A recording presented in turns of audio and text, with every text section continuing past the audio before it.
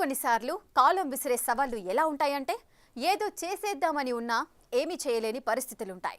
హైదరాబాద్ స్థానిక సంస్థల ఎమ్మెల్సీ ఎన్నికల విషయంలోనూ బీఆర్ఎస్ కు అలాంటి పరిస్థితే ఎదురైంది.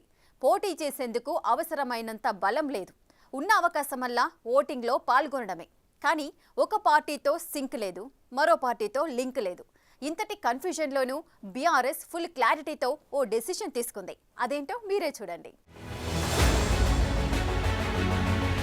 మొన్నటిదాకా హైదరాబాద్ స్థానిక సంస్థల ఎమ్మెల్సీ ఎన్నికల్లో ఎంఐఎం అభ్యర్థి ఏకగ్రీవమైపోతారనుకున్నారు. అక్కడ వాళ్లకున్న బలం అలాంటిది. కానీ ఎప్పుడైతే బీజేపీ తమ అభ్యర్థిని బరిలోకి దించిందో అప్పుడు ఎన్నిక అనివార్యమైంది. ఈ ఎన్నికల్లో ఎక్స్ అఫీషియో సభ్యులతో కలిపి మొత్తంగా 112 మంది ఓటర్లున్నారు. పార్టీల వారీగా చూసుకుంటే ఎంఐఎంకి ఓ ఎంపీ, ఓ ఎమ్మెల్సీ, 7 ఎమ్మెల్యేలు, ఎక్స్ అఫీషియో సభ్యులున్నారు. వారితో పాటు 40 మంది కార్పొరేటర్లున్నారు. దాంతో ఎంఐఎం బలం 49కి చేరింది. ఎన్నిక ఏకగ్రీవం కాకుండా బరిలో దిగిన బీజేపీకి 4 ఎంపీలు, ఓ ఎమ్మెల్యే, ఓ ఎమ్మెల్సీ, ఎక్స్ అఫీషియో సభ్యులుగా ఉన్నారు. అలాగే బీజేపీలో గెలిచి పార్టీ మారిన కొందరు కార్పొరేటర్లని మినహాయిస్తే మరో 19 మంది కార్పొరేటర్లతో కలిపి 25 మంది ఓటర్లు ఉన్నారు. కానీ స్థానిక సంస్థల ఎమ్మెల్సీ ఎన్నికల్లో గెలవాలంటే 57 ఓట్లు దక్కించుకోవాలి. కాబట్టి ఎంఐఎం అయినా బీజేపీ అయినా ఇతర పార్టీల ఓటర్లపై ఆధారపడటం తప్ప మరో అవకాశం లేదు.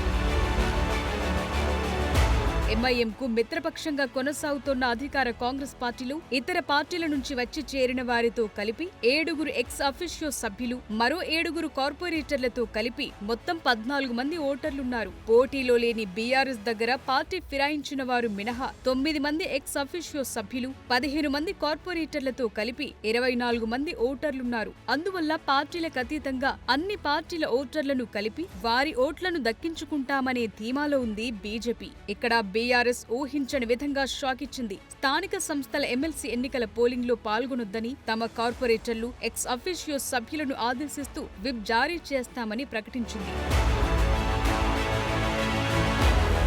బీఆర్ఎస్ తో పాటు కాంగ్రెస్ పార్టీలో ఉన్న కార్పొరేటర్లను ఏదో రకంగా తమ వైపు తిప్పుకోవాలన్న బీజేపీ లెక్కలకు బీఆర్ఎస్ తీసుకున్న నిర్ణయం పెద్ద దెబ్బేననే చర్చ జరుగుతోంది. మరోవైపు బీఆర్ఎస్ కూడా ఎంతో చాకచక్యంగా ఈ పోలింగ్ నుంచి తప్పుకుందనే విశ్లేషణలు వినిపిస్తున్నాయి. ఎందుకంటే ఇప్పుడు ఎంఐఎంతో మిత్రత్వం లేదు, బీజేపీతో తమకు అసలే పడదని బీఆర్ఎస్ నేతలు చెప్తుంటారు. ఇలాంటి పరిస్థితుల్లో బీఆర్ఎస్ నేతలు పోలింగ్ లో పాల్గొంటే అటు ఎంఐఎం గెలిచినా ఇటు బీజేపీ గెలిచినా బద్నామయ్యేది మాత్రం బీఆర్ఎస్సేననే టాక్ గట్టిగా వినిపిస్తోంది. మజ్లిస్ పార్టీ గెలిస్తే ఇంకా కార్ స్టీరింగ్ ఎంఐఎం చేతిలోనే ఉందని బీజేపీ ఆరోపిస్తుంది. అదే బీజేపీ గెలిస్తే కారు కమలం ఒకటేనని కాంగ్రెస్ వాయించేస్తుంది. అందువల్ల ఎటూ కాకుండా పోలింగ్ కు దూరంగా ఉంటే రాజకీయంగా ఎలాంటి బాధ ఉండదనే ఆలోచనతోనే బీఆర్ఎస్ ఈ నిర్ణయం తీసుకుందనే చర్చ రాజకీయ వర్గాల్లో సాగుతోంది. ఏదేమైనా బీఆర్ఎస్ తీసుకున్న నిర్ణయం ఎంఐఎంని సునాయాసంగా గట్టెక్కేలా చేసిందంటున్నారు విశ్లేషకులు.